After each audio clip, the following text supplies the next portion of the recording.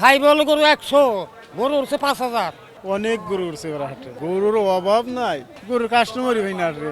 আনসালাম তো 8টা, 2টা বিক্রি হয়েছে আর কি, আরো 6টা গরু আছে। এবার বাজার এলো, বাজার কম গরুর, এবার লস, গরু বেশি এবার লস খাইলাম।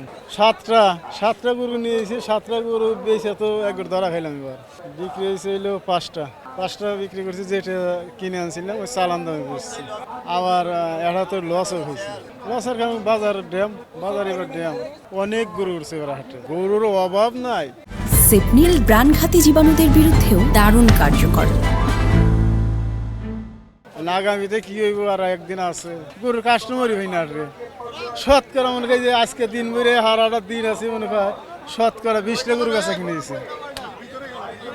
আইসে তো মনে করো বহুত। মন খারাপ কেন? আমরা টাকা পাই নাই করতে, টাকা পাই নাই।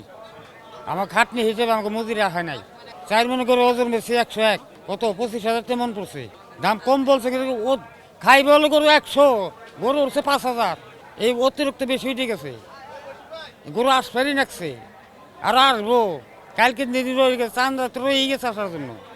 কালকের দিন না ভরপুর আসতেছে গরু, মানে মূলা নিয়ে 2টা করে 1টা করে বিক্রি করছি 101, 4 মণ ওজন হবে।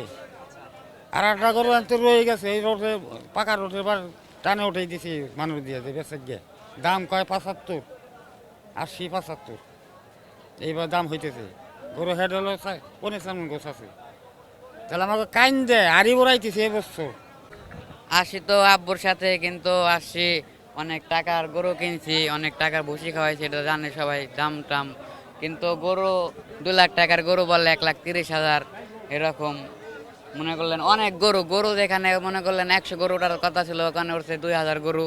আর তারাও কি করবে, এত গরু তারা তো সস্তায় বলবে, এরকম মনে করলেন লস। এখন মন খারাপই করতে আনসালাম তো 8টা, 2টা বিক্রি হয়েছে আর কি, আরো 6টা গরু আছে। বিক্রি না হলে ফেরত নিতে হইব ঈদের দিন সকালে, আর কি করা যাবে।